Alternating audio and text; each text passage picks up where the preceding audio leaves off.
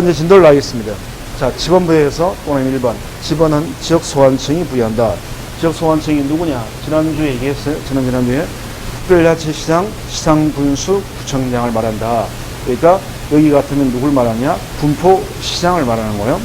군포시장이 지번부여 지역별로 지번을 부여하게 됩니다.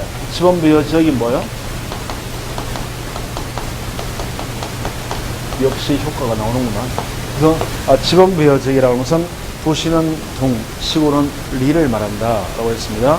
그래서 결국은 지번은 군포시장이 동별로 금정동에 붙이고 삼번동에 붙이고 동별로 지번을 붙인다 그런 겁니다. 동별로 지번을 붙이는데 지번을 그 동의 북서쪽에서 남동쪽 방향으로 지번을 붙이는 거예요.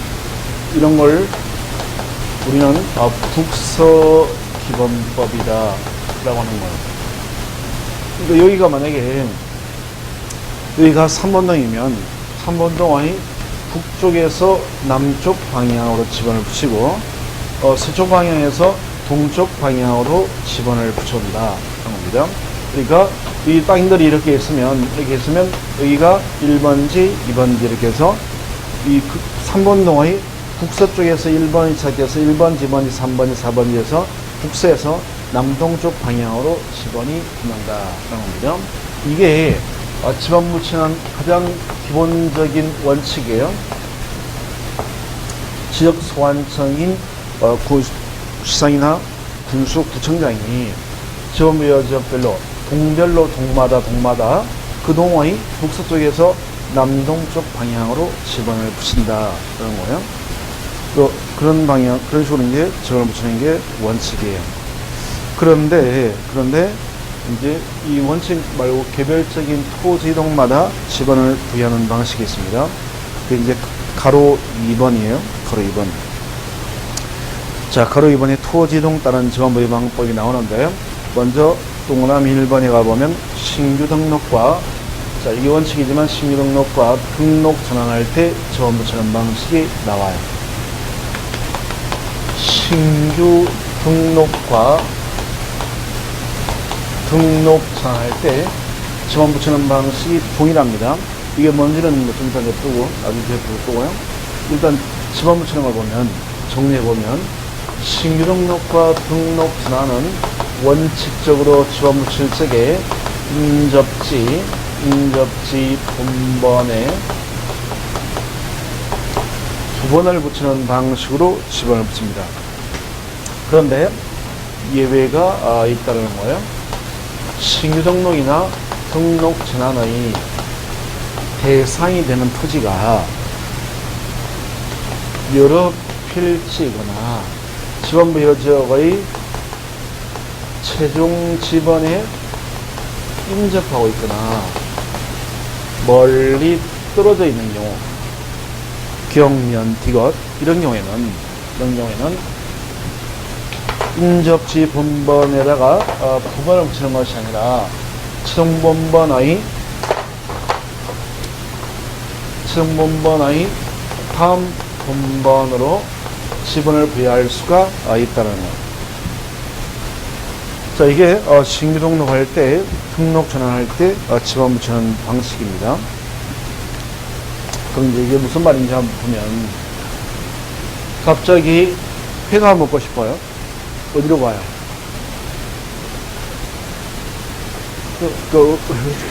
그러니까 당연히 횟집에 가기, 당연히 고깃집에 가서 해 먹고 싶은데 어디 횟집을 가냐고요? 네? 바닷가에 있는 횟집? 그거 어느 바닷가로 가냐 물어보는 거 아니에요? 어느 바닷가로 가요? 해 먹고 싶으면 동네 횟집 가요? 아니면 뭐 저쪽에 인천 쪽으로 가요? 어디도 가요? 알겠습니다. 그러니까 어디도가 바닷가요? 알겠습니다. 그러면 여기가 이쪽이 이제 바다 부분인 거고요. 여기가 이제 육지 부분입니다. 자, 바닷가 지역에 바닷가가 있는 어떤 지역이에요. 여기가 동그라미 동입니다. 이 밑에는 이제 바다 부분이에요. 그래서 어떤 동이 있게 되고요. 이 지번이 1번, 2번, 3번 이 동네에 이렇게 쭉 지번이 붙어져 있습니다. 근데 여기는 이제 그 바닷물이 들락날락하는 바다예요. 이 부분은. 자, 갑이라고 하는 사람이 공유 수면 매립흙을 얻어가지고요.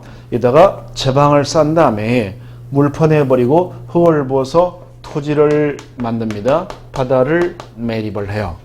그래서 이제 토지가 만들어지면 대한민국의 모든 토지는 무조건 토지대장이나 임야대장이라고 하는 대장과 또는 지적도나 임야도라고 하는 도면에 무조건 토지를 등록시키게 되어 있습니다. 그러면 이 토지는 대장과 도면에 이번에 처음으로 등록되는 거기 때문에 이런 땅을 신규 등록지다라고 하는 거예요. 이 신규 등록지에다가 지번을 이제 붙이게 되는데, 지번은 인접지 본번에 부번을 붙이는 방식으로 지번을 붙이게 돼요. 그럼 이게 이제 몇 번째가 되겠어요? 이게 뭡니까? 인접 조문의 부번이니까 몇 번째?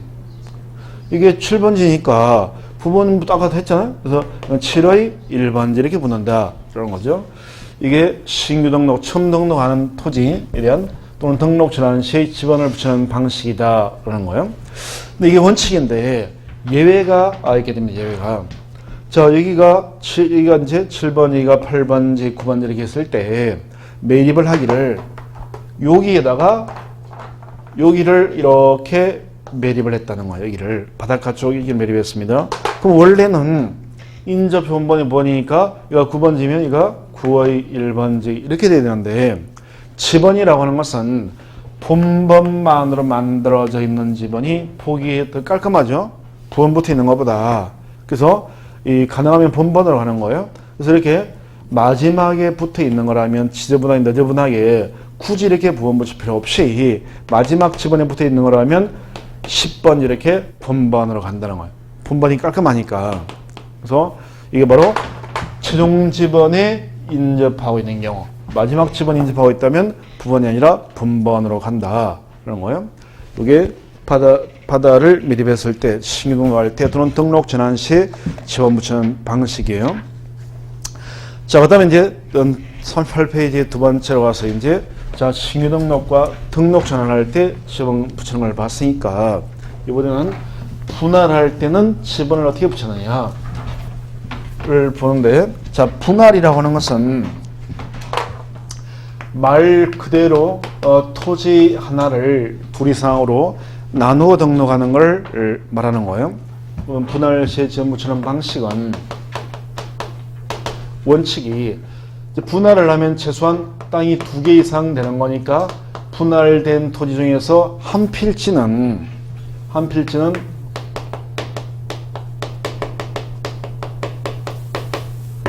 분할하기 전의 지번을 붙이고, 분할된 나머지 토지는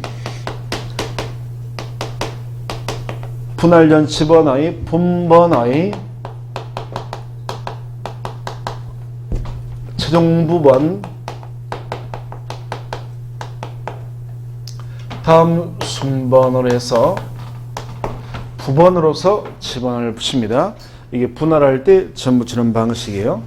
자, 일단 정리부터 해보게 되면 예외가 있는데, 이때 분할을 할 때 분할되는 토지상에 주거, 사무실, 점포 등의 건축물이 있는 그런 토지가 있다면 그 필지에다가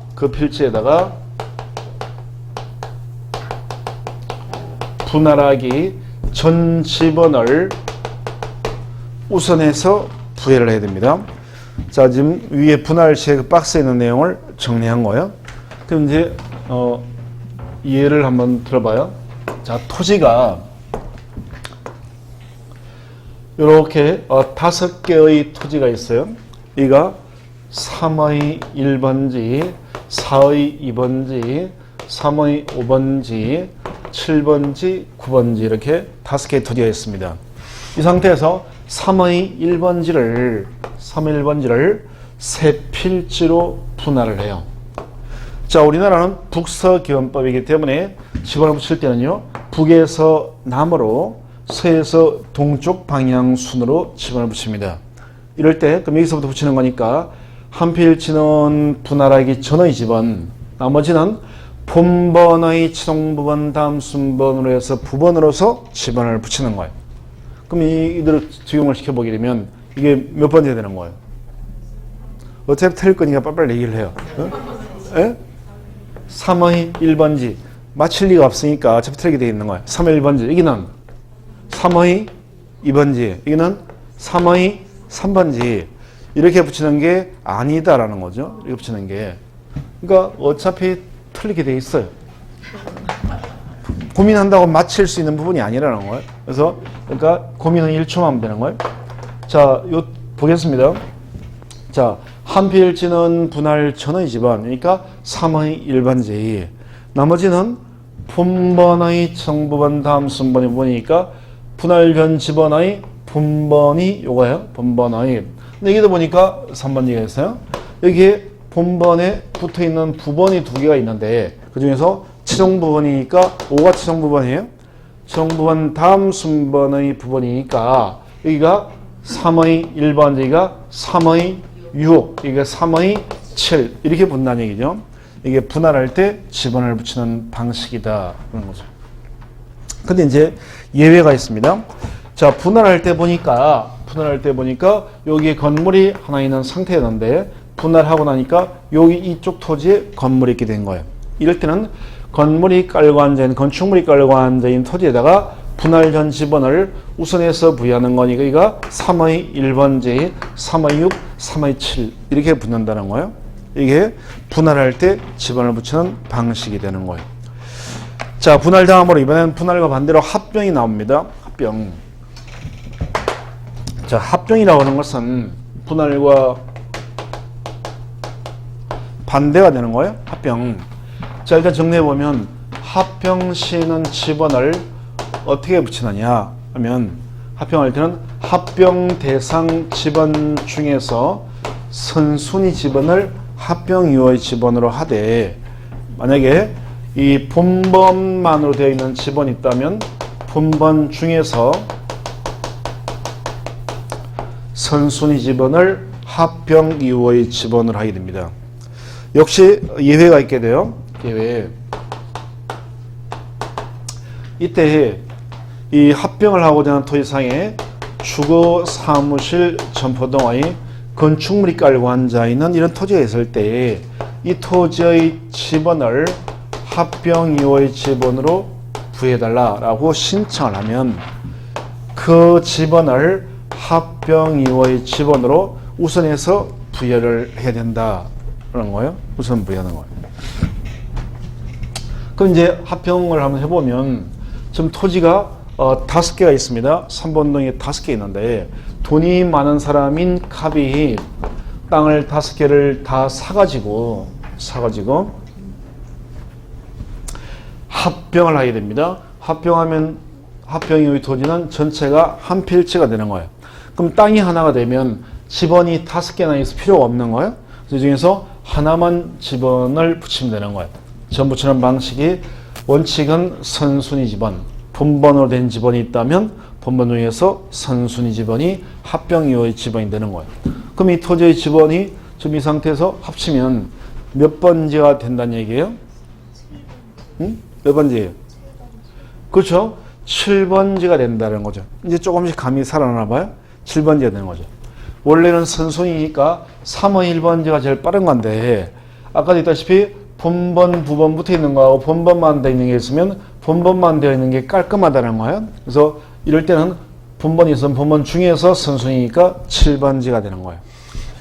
자, 그럼 이번에는 자, 3의 1번지, 4의 2번지 건축물이 하나 있게 되고요. 그 다음에 3의 5, 7번지, 9번지 이런 식으로 건축물이 있는 토지 하나하고 4개를 합병을 해요. 그러면 합병 이후의 토지의 집원은 몇 번지가 되는 거예요? 응? 몇 번지? 어차피 틀릴 거라 했죠. 1초 이상 고민하지 말라고 그랬습니다. 몇 번지예요? 네?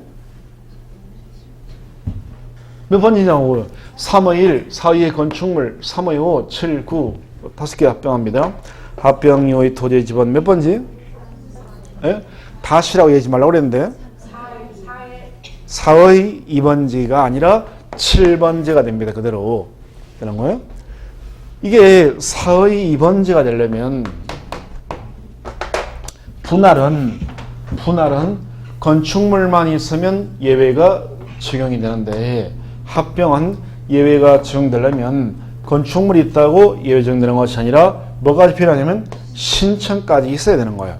그러니까 이게 이 토지가 4의 2번지가 되려면 건물이 있다고 해서 그대로 되는 게 아니라 갑이 군포 시청 가가지고 건축물이 깔고 앉아있는 4의 2번지를 합병 이후의 지번으로 부여주세요라고 말을 해야 신청까지 해야 예외가 된다라는 거예요.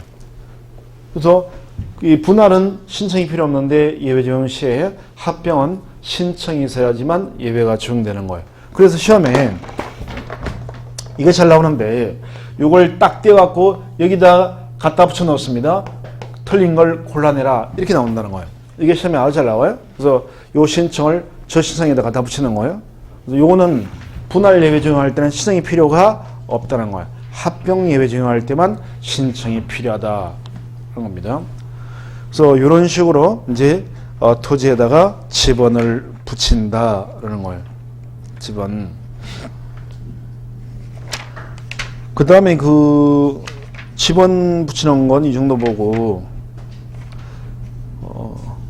이제 지번 다음으로 43페이지로 와서 지목에 대해서 보도록 하겠습니다. 지목.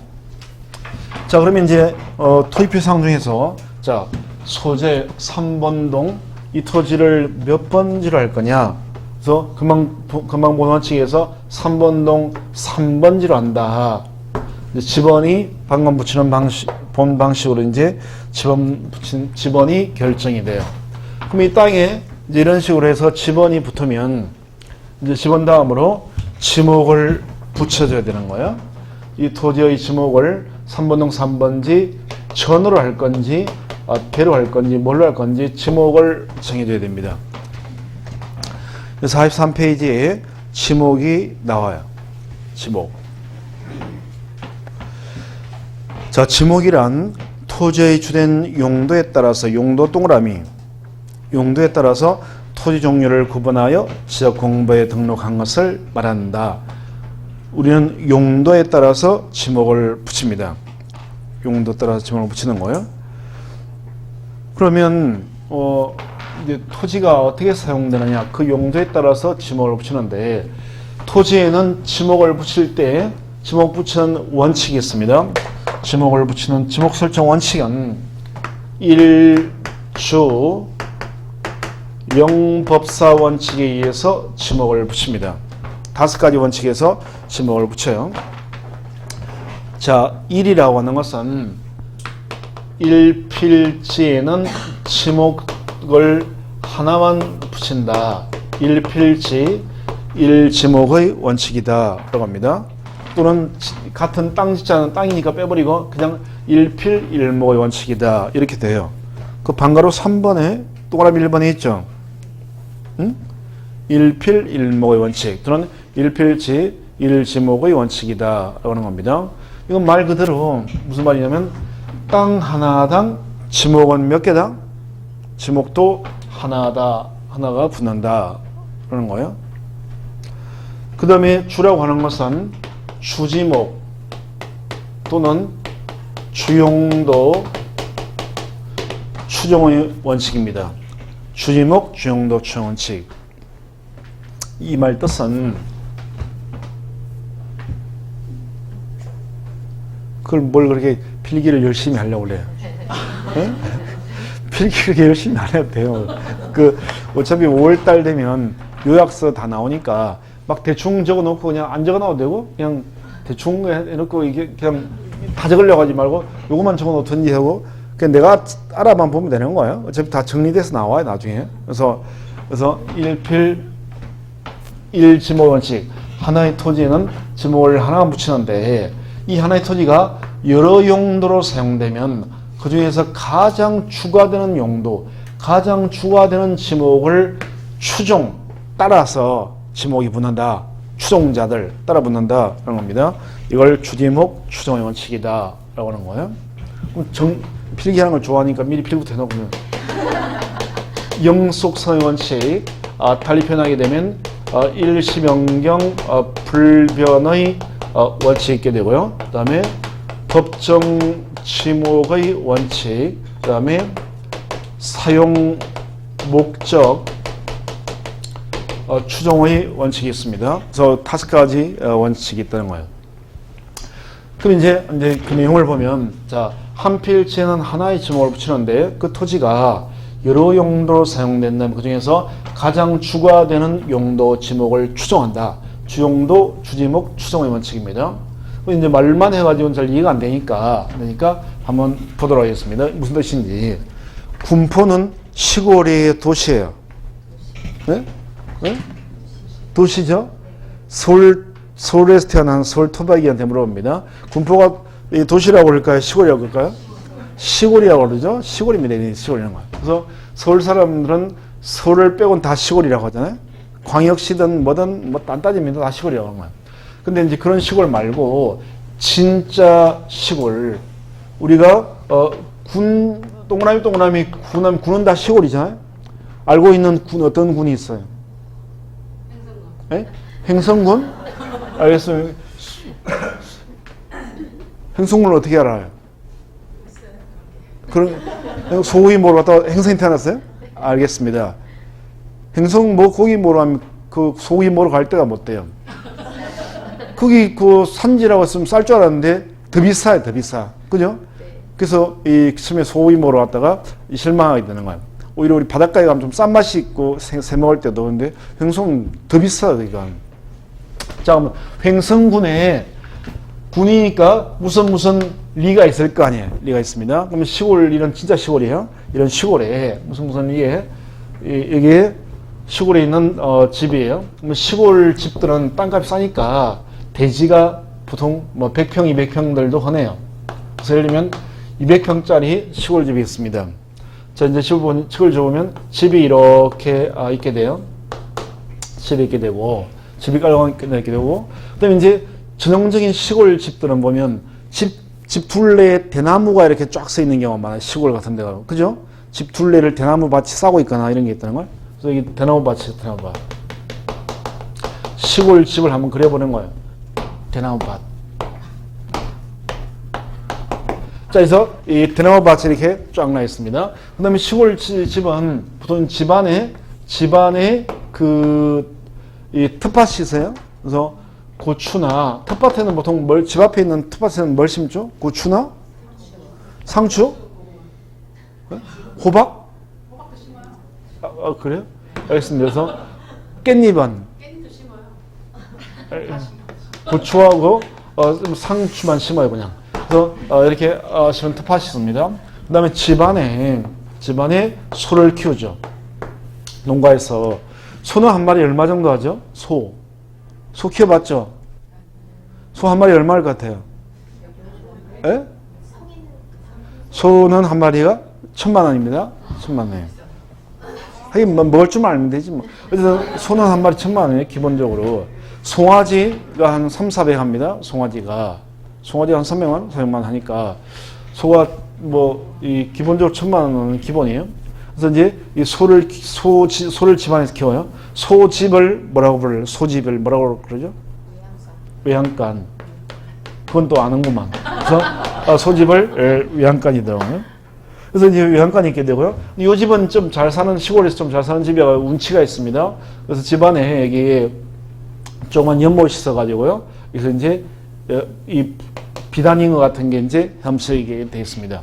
보통 시골 집도 힘드니까 먼지 날리지 않게 시멘트를 마당에 발라버리는데 이 집은 좀 뭉치게 하느라고 잔디를 깔았습니다. 잔디를 깔고 대문은 이쪽에 있는 거예요.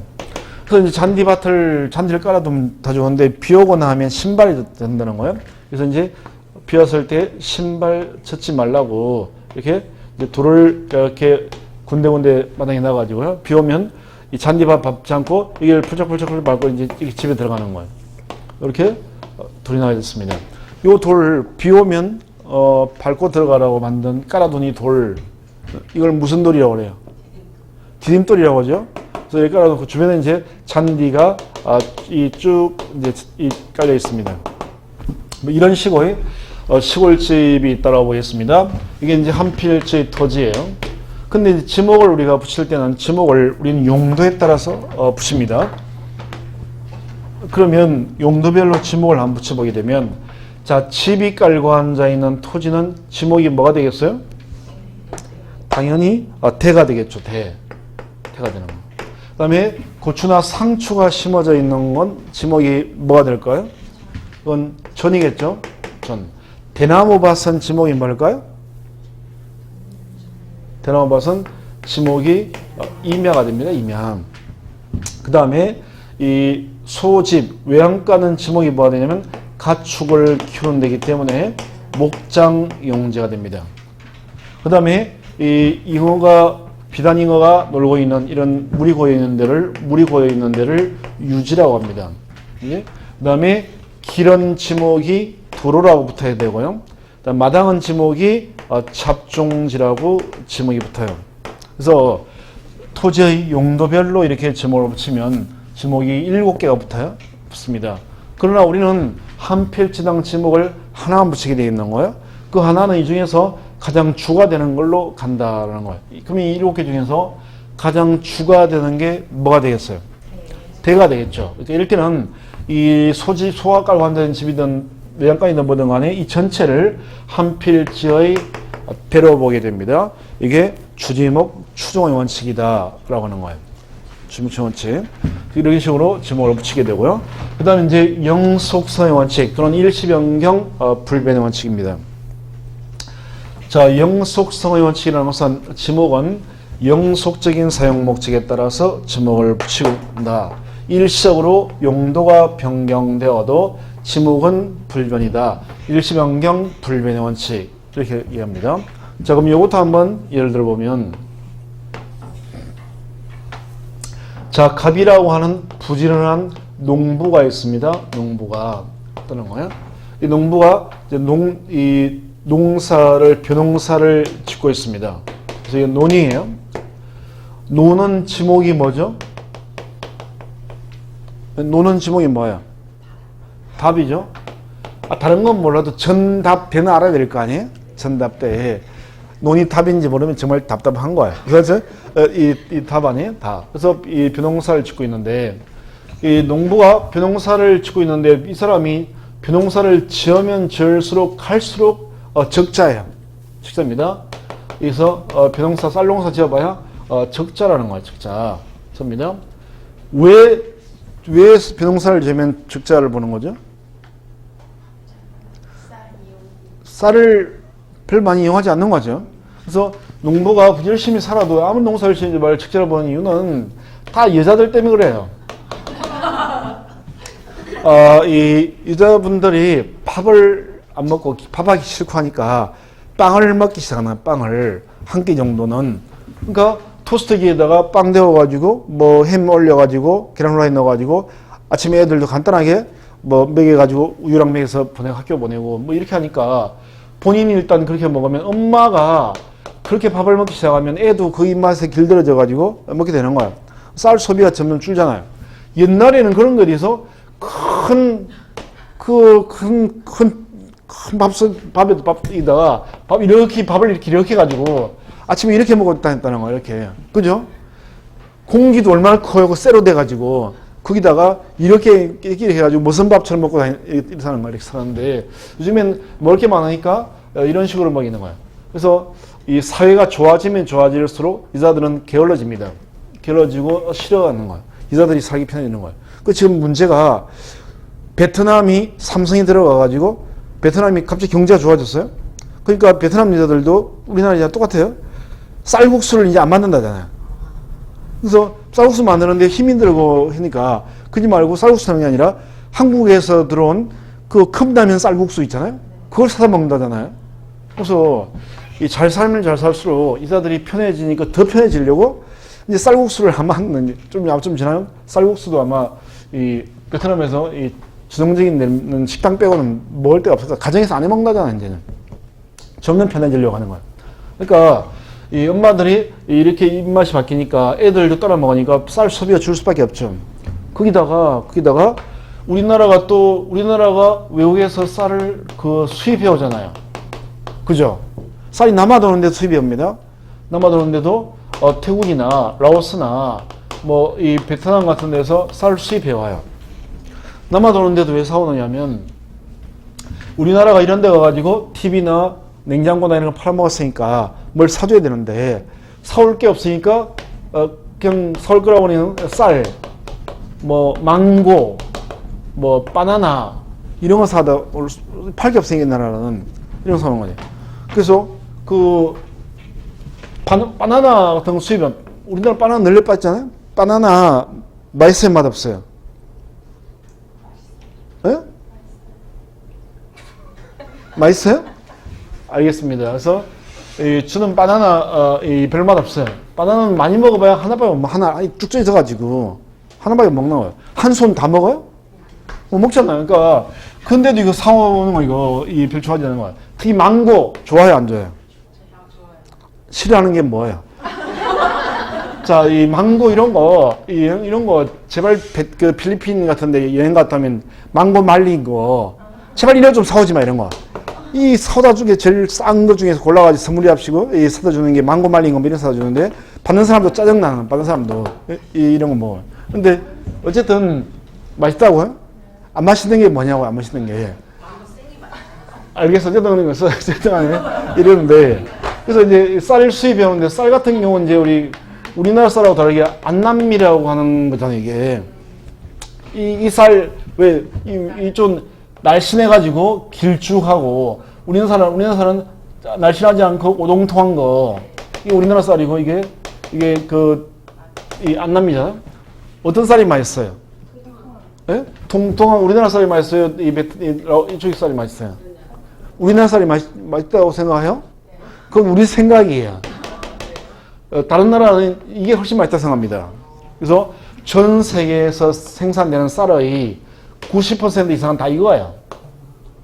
유럽 여행 가가지고 영국이나 프랑스 가가지고 팔면 먹고 싶어가지고 라이스를 한번 주문해봐요. 요 쌀은 없으면 이거야 다. 그러니까 전 세계 사람들이 쌀이라고 하면 이걸 말하지 우리 이런 쌀을 먹는 나라는 딱 세 군데밖에 없어요. 우리나라하고 일본하고 중국의 일부 지역만 이렇게 먹어요. 중국의 북부 지역만 먹지 남부 지역은 또 이거 안 먹어요. 이거 먹습니다. 그래서 이 쌀은 오히려 전 세계를 기준으로 보게 되면 얼마 생산되지 않은 그런 쌀이에요, 그냥. 쌀입니다. 우리가 먹는 건. 그래서 근데 이제 그래서 우리 입에는 그게 맞는 거고요. 근데 이제 이것도 가끔 우리 입에 맞는 경우가 있냐면 이제 볶음밥 할 때는 이게 맛있어요. 그죠? 그래서 이런 걸 또 수입을 해와요. 그러니 남아도는 데다가 이런 쌀까지 수입해 들어오니까 점점 적자예요, 이분은. 그러니까 열받으니까요, 이분이. 나 정말 짜증나. 이제 나 5년 동안 벼농사를 짓지 않겠다라고 결심했습니다. 그래서 논에 물을 싹 말려버리고, 신동수 지어봐야 적자니까 말려버리고, 여기다가 마른 흙을 부어서 이 논을 갈아엎어요. 근데 이제 이 부지런한 농부가 뭔가 일을 해야 되니까, 벼농사 안 될 때 뭔가를 해야 될 것 같으니까, 여기다가 대신 말려가지고, 마른 흙을 부어가지고, 여기다가 무를 심었습니다. 5년 동안 무를 심어요. 그래서 무를 심으면,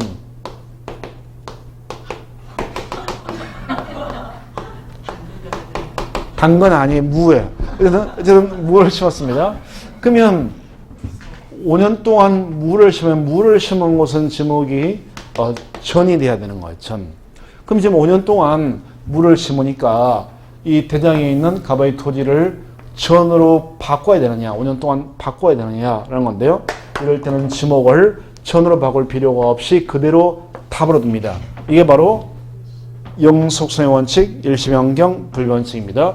일시적으로 5년 동안 용도가 바뀌어도 지목은 안 바뀐다. 왜? 지목은 영속적인 용도에 따라서 정하니까 5년간 이렇게 해가지고는 안 한다는 거예요. 그래서 이런 걸 영속성의 원칙, 일시변경, 불변 원칙이다 라고 합니다. 그 다음에 법정 지목의 원칙은 지목은 개인들이 지 마음대로 정할 수 있는 것이 아니라 법률에서 정해둔 지목만 인정이 됩니다. 그래서 우리나라는 총 28개만 인정이 됩니다. 법률에서. 그래서 28개의 법정 지목이 있게 되고요. 그 다음에 사용 목적 추정 원칙. 대규모 토지 개발 사업이 이루어진 토지는 앞으로 사용될 목적에 따라서 미리 지목을 바꿔줄 수가 있습니다. 이걸 사용 목적 추정 원칙이다라고 합니다. 그래서 이런 5가지 원칙에 의해서 토지에 대해서 이제 지목을 붙이는 거예요. 그래서 가로 3번에 보면 제일 밑에 43페이지 제일 밑에 이제 28개의 법정 지목을 구체적으로 구분을 해야 되는 거예요. 전부터 해서 28개를 구분하는데 이 구분에서 문제가 나옵니다. 구분. 그래서 28개를 이제 구체적으로 하나하나씩 그 내용을 봐야 되는 거예요. 그래서 그 내용은 좀 쉬었다가 보도록 하겠습니다.